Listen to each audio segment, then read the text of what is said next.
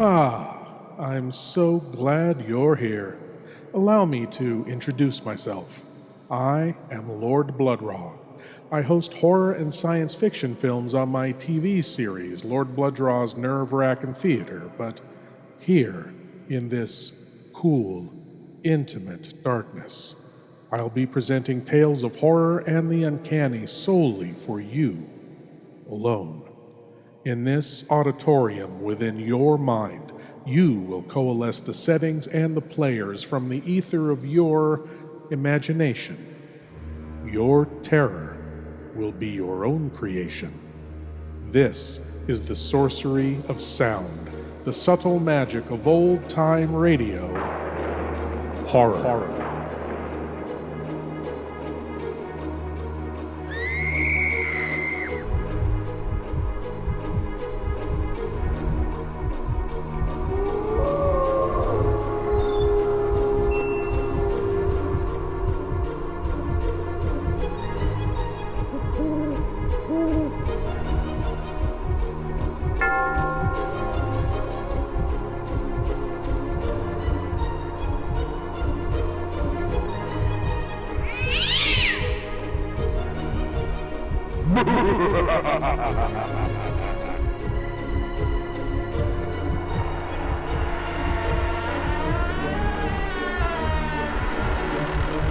Please leave your eyes at the door.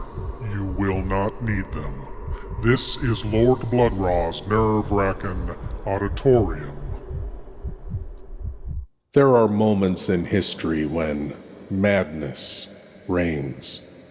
The motivations can be a struggle for freedom from real or imagined oppression, a hunger for power, the acquisition of new lands, new resources, thousands of causes that can inspire heinous acts of inhumanity. Here is an historic tale of an age of madness.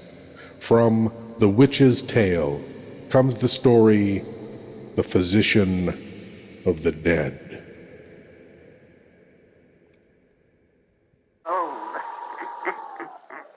Well, douse out them lights and we'll be getting down to business. Careful little story we've got for folks tonight. Now, draw up to the fire and gaze into the embers deep, and soon you'll see this old world roll back to the year of 1793. Soon you'll be in Paris, France, and the time of Danton and a Robespierre. The time folks call the Reign of Terror. And there, the shedder, the guillotine, begins our tale of the physician of the dead. The physician of the dead.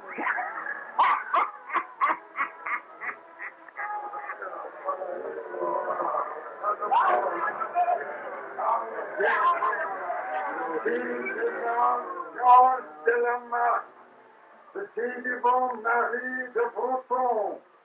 Je suis devant Philippe Jean Dobré. Je suis devant Louis Duplessis, which concludes the list of the 46 today executed for treason against the Republic of France.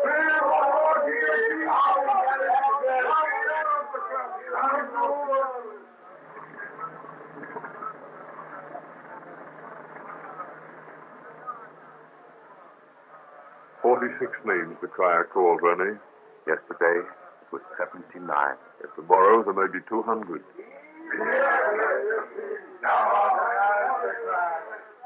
Last week, I'm told, an 8-year-old boy fell into the trench they've had to dig round the guillotine and was drowned in the blood that had drained into it.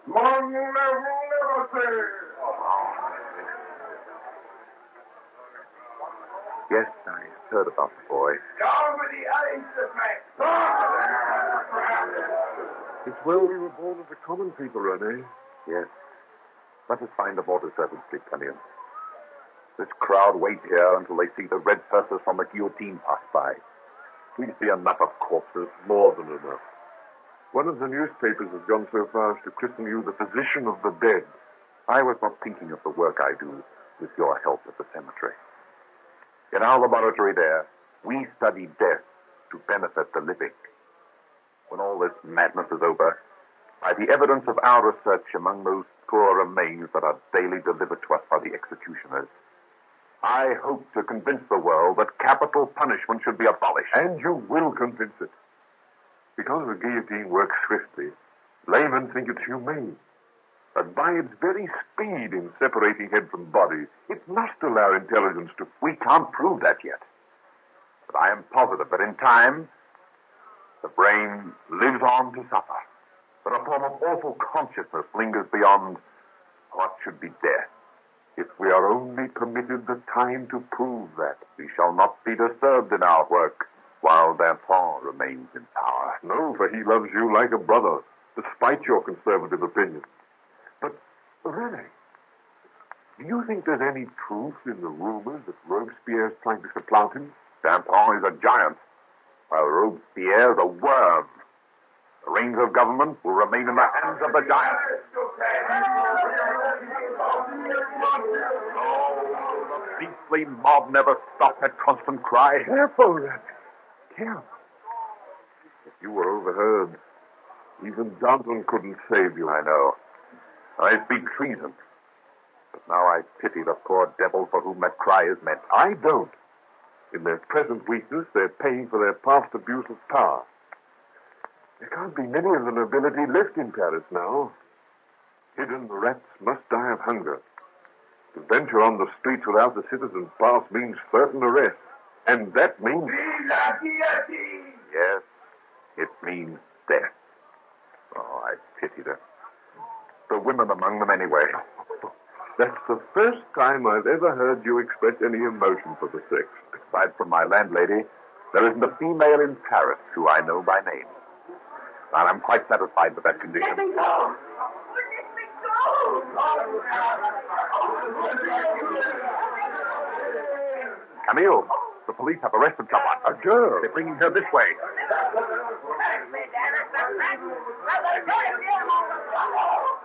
No, you're wrong. I'm not an aristocrat. Under the people, like yourself. Liar! He has no citizen's pass. I swear I have only lost my heart. I swear I have. Pretty young thing. Oh, it's a shame. Come away. I don't want to see them drag her off. Wait! I see someone who will identify me. Someone who will tell you that I've only lost my heart. Monsieur, citizen, tell these people that you know me. René, she's looking at you. Monsieur, Citizen Albert, for God's sake, tell them that you know me. Oh, Citizen Albert. Albert? Come on, we know you. Your smooth white hands tell what you are. Oh, Citizen Albert. Wait, all of you. This girl has told the truth. She is not an aristocrat. I know her well. You never saw her before. Silence. You can identify this woman, citizen? She's a friend of mine, a very old friend. Aren't you, Solange? Yes, we are very old friends, Monsieur Albert. René! You see, citizens, that I've told you the simple truth. Monsieur Albert here will tell you that I'm merely the daughter of Madame the Cure de Londres, and as good a patriot as any of you. It's true, isn't it, Monsieur Albert? It is just as you say, my dear Solange. You did not tell us before that your name was Solange. You never asked me for my given name, but that is it. Solange Ledger. Isn't it Solange Ledger, Monsieur? Yes. Solange Ledger. My mother is a laundress, isn't she? Yes, your mother is a laundress. And we live on la Rue de Moulin. René, as you love your life. On the Rue de Moulin. You see, citizens, everything is as I told you. Now, please let me go. Well, since this citizen identified you, Why does the daughter of a laundress have such white hands? Why does she say monsieur like the aristos instead of citizen? yes, it's lying for a second. No. I identify this girl, I tell you. And who will identify you? Oh, he looks like an aristocrat. Yes, make him turn. Take him to the side river. No. I'll identify him. And who will vouch for you? Take your hands away. I have a friend in Paris who will identify us all. A friend who himself needs no identification. Since you insist we go with you, take us to the home of Danton. Danton? You're a friend of Danton. Take us before him and learn for yourselves. No, Danton. He's Danton. Now, he is a doctor of the Belmont Cemetery. Yes, he is called the physician of the dead. Yes, this was for the cup noble who let him to the guillotine or starving off. He's all right. They're all right. No friend of Danton's would kill an aristocrat. Vive Danton! Vive la physician of the dead. Vive the good of Madame Monsieur de Jordan. My apologies, citizen doctor, for this most unfortunate mistake. My apologies to you also, citizeness de Dieu. Citizens, cease crowding about these good patriots and leave them in peace. Away! All this nothing to be done here. Look away.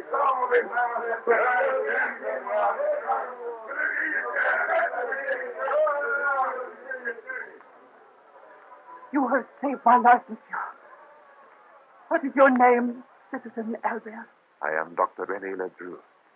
This is my friend and associate, Dr. Camille Roy. What is your name, mademoiselle? Citizeness Solange? I lack the name. You have already given me so much that I shall not tell you any other until you take me home. Where is your home? Not from the Rue de Moulin, of course. Oh, but it is. And in the house of Madame the laundress. But I am not her daughter. She was my servant. You have risked your life to save mine, Monsieur Albert. It is worth my life to have met you, Mademoiselle Solange.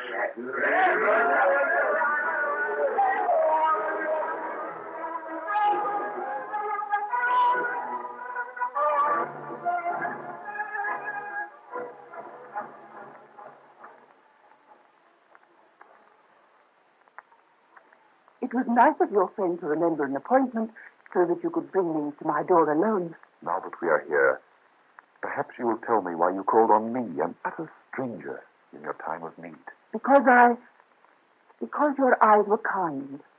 Your face was not inflamed with hate. I am of the people who hate, of the people who have gone mad with liberty. You are of them, perhaps, but not like them. And you are not like the aristocrats whom I have known. Oh, what is your name? You said you would tell me here. I was Comtesse Charlotte de Croiselle. Oh, I do not like that name as well as Solange. And I do not like Dr. René Ledru as well as I do Albert. Then it shall always be Solange and Albert. Did I say that we would meet again? Oh, but we must. You will need my help. Perhaps we shall meet, but not for any help that you might give. No, we will never meet again. The Comtesse Charlotte de Croiselle is a dangerous person for you to know. Goodbye. Oh, please wait. I only know Solange. You must forget Solange. Please release my hand, Mr. Albert. I must go in. My father will be worried. You did not tell me your father was in hiding here. I tell you now to show you how much I trust you. For his life to me is more precious than my own. He cannot escape from Paris any more than I can. You could both escape from Paris if you had a path to take you beyond the city gates. I can secure you passes. Thank you. One who is a friend of Danton must possess great influence, I know. But even he could not save you if it was suspected you had aided such as I. Sooner or later, your arrest is inevitable. And investigations can have but a single ending. I know. But my father and I will take our chance. You did not think of the danger I might run tonight when you asked my help. No. I did not know you then. Solange, tomorrow I shall have a pass for both your father and yourself.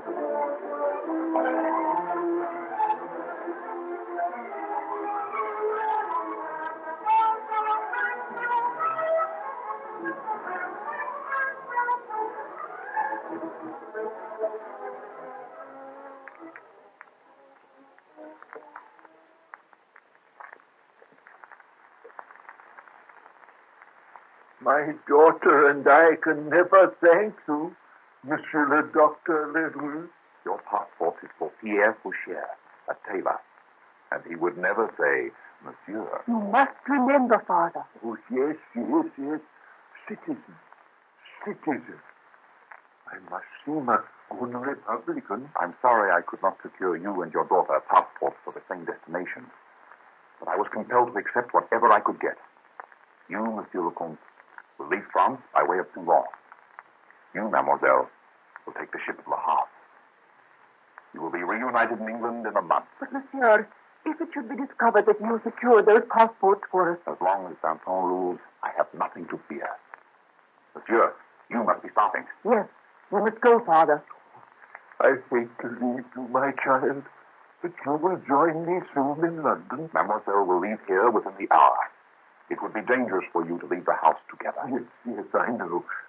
Goodbye, my child. Goodbye, Father. Goodbye, Dr. Leroux, and thank you. Thank you.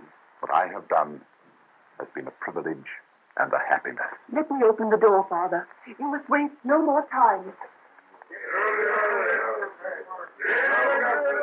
Oh, listen to those dogs out there. They are dogs who will bite if you do not take care, even though you have a passport.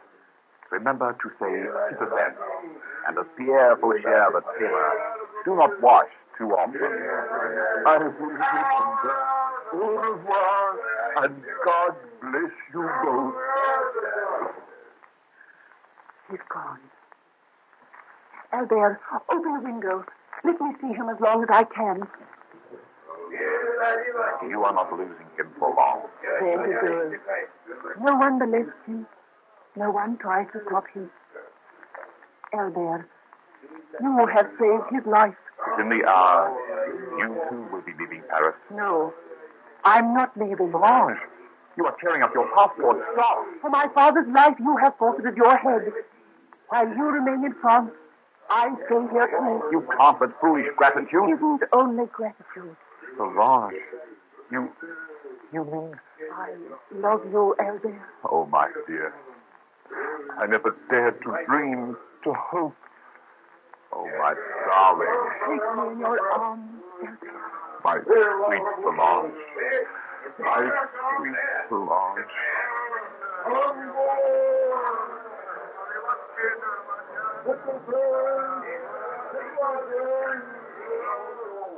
Here, I order of the Republic the list of 51 today executed in the Place de la Revolution for crimes against liberty.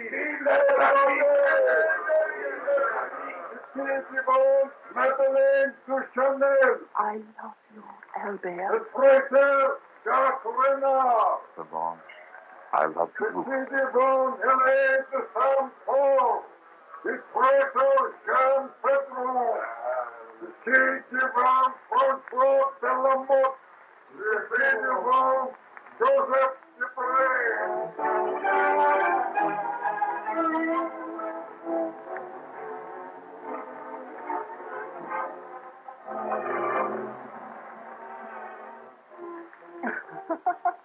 I've never heard of such a bridegroom. Darling, during the 10 short weeks of our marriage, you've done nothing but attempt to send me away from you. Are you so terribly anxious to lose me? If I should lose you, darling, I couldn't go on living. And I'm so afraid, Solange.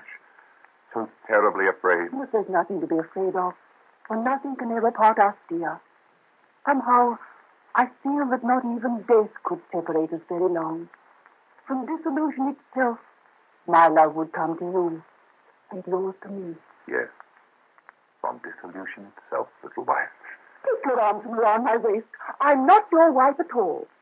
You wedded a frivolous young person named Solange Leroux to marry. A young person whom I've heard doesn't even exist. You've been misinformed. It's a haughty countess named Charlotte de Clausel who doesn't exist. As a good Republican, I would never have married her anyway. Do you know why I called you Solange when we first met? Of course. You had to do Christine, and it was the first name that popped into your head. Oh, no. When I saw your lovely face, I thought it all out in the hundredth of a moment. I said to myself, there is a radiant angel come to earth. Solange. It was clever of me, wasn't it? Awfully clever, in the hundredth of a moment. Do you still think me a radiant angel after these 10 long weeks of marriage? I think you are everything that's good and beautiful. To me, you are the sunrise, the flowers and green woods, the song of the birds, and the springtime. And you to me, a God and heaven. Oh, my dear one. What was that? It's Monsieur Lamartine's dog upstairs. I've never heard him howl like that before. He's alone now. Martin often leaves him alone. You're so busy with your scientific work at the cemetery that you don't hear much that happens out there. The dog knows that Monsieur Lamartine will never come home again. What do you mean? At 1 o'clock this afternoon, he was arrested. He was tried and condemned at 2, and executed at 4.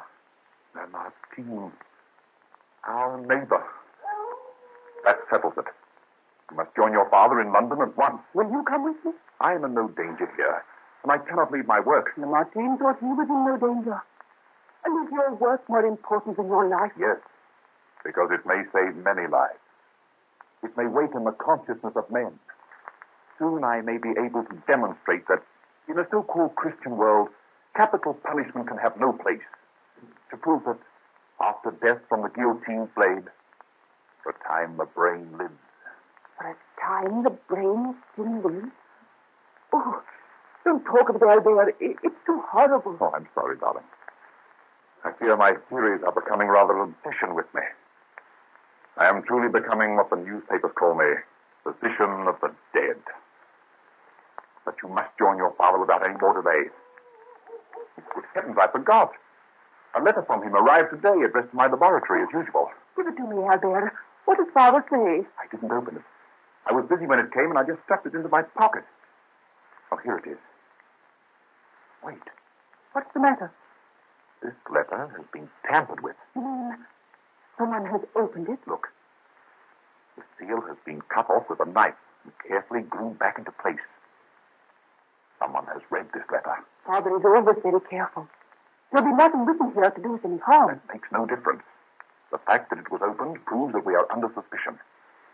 Solange, you must leave Paris tonight. Only if you'll go with me. Very well. We leave together. Can you secure a passport? I'll go to Danton at once. As long as he rules Paris, I can have whatever I request. Down with Danton! Long live Robespierre! What are they shouting? Open that window.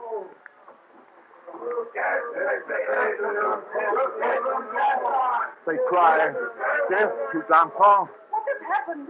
What's the news down there? Danton has been arrested. Danton has been arrested. My only friend. Albert. Solange.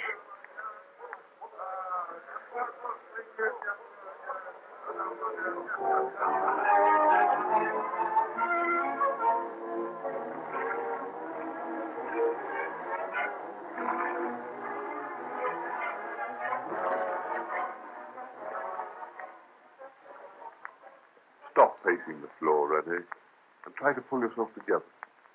Danton's in prison, to be sure, but the man's a lion. Even that fop Robespierre can't keep him from having his day in court. Oh, I know, but in the meantime, Solange is in deadly danger. In Danton lay her only safety. You've tried every other avenue to secure a passport? Yes, my attempts were useless. I'm known as Danton's friend. And Robespierre now holds the reins of power. Still, all your worry may be in vain. Her father's letter may never have been opened at all. And anyway, you say there was nothing in it to arouse suspicion. No, he wrote most guardedly as always. Oh, perhaps I am making a mountain out of an antheap. But, Camille, if anything should happen to Solange, I know, René, I know. But nothing will happen to her. Oh, I shouldn't have left her to come here to the cemetery. I shouldn't have left her for an instant. On the contrary, the only wise thing was to come to your work as usual and leave her at home. If you are under suspicion, to show the slightest fear would condemn you utterly. It's almost 6 hours since I left her. Can't I go home now? No. You must not leave here before your usual time. There comes the death wagon. Our daily supply of materials approaching. I can't bear to look at it. To even think of it today. You're a physician, Rene, a scientist. Take hold of yourself. You must not let the driver see you looking upset. I'll be all right. Hey, citizen doctor, your daily plate is here. You let them in, Camille. Open the door, citizen doctors. Coming, citizen executioners. Well, you've taken time enough about it. Our physicians of the dead would have opened their door sooner had they known the splendid grist our millers turned out for them today. That's so. 93, no less. And soon we're to operate on the citizen Danton. He'll be as pleasant a morsel for Madame la Guillotine as was Louis Capet, who called himself a king. Aye. Or his wife, the Austrian woman. She was a cool one, though, as she lay upon the plank. But her head made the same sound as any other woman's as it fell into the basket. I heard blood flow just her way. Stop! For God's sake, stop, Rennie! Well, what is wrong with you, citizen physician of the dead? Dr. LeDroux is unwell. Pay no attention to him. Eh? Unwell, eh? Such a sickness is dangerous for he who cannot rejoice in the death of tyrants. He insults the Republic. We have a cure for that illness. Yes. A broad knife and a basket. Excuse the doctor, please. I assure you he meant nothing. You've left the bodies in the usual place? Yes, they're in the pit outside. Orders are not to cover them up till morning. It's a chilly night. I hope they won't catch cold. But this sack of heads we're leaving here with you, they're delicate and need the warmth. Good night, citizen doctors. Good night. We're leaving you plenty of company. Oh, the beast. The foul, filthy, slimy beast. Quiet, Rene, for God's sake. I can't stay here with that awful sack tonight. I must go home. I must join Solange. No! For her sake, you mustn't leave so soon. Come on. Work will drive the worry from your mind. I'll try. 93 heads fell today. Oh, forget the horror. And think what we do. Perhaps, through such a large number of specimens, we shall find the proof we seek. But hurry. The consciousness we think the severed brain retains can't last long. I'll prepare the instruments. You select the specimens. I cannot put my hand into that sack tonight. Science should come before everything, Rene. Now, you're my master. You know best what to choose. Oh, all right. If we are to work at all, it must be done at once. Oh, how awful they are to touch. Here was an old woman. Here was a child. Stop it. They are merely specimens. Yes, merely specimens. Oh, Rene? In that sack, something moved. I felt warm lips upon my hands. It may be the consciousness, the proof we seek to Camille. It felt almost like a kiss. What's that? Solange. She's calling me. She must be outside. I'm coming, dear. Solange. Solange, where are you? She's not out here. Solange, where are you calling from? Rene! The voice comes from that sack. The sack? No! No! Yes. Oh, God help me. I must see. Solange! Even in death, I love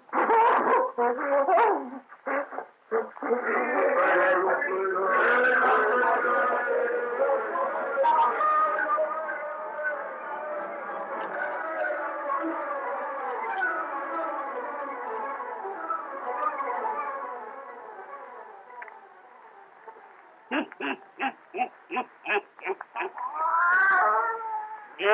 that's the end of that scene. Pleasant dreams, everybody.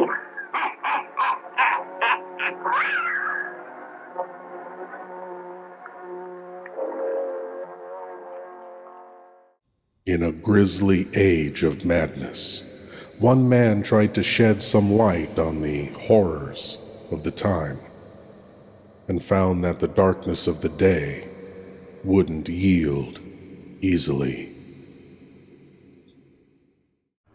Thank you for joining me in the Wrackin Auditorium, and I hope you'll come again. But now it's time for you to rejoin the, real world. I am Lord Blood-Rah, and I'll be waiting here for you in the shadows of your mind until the next time you seek the darkness. Good night.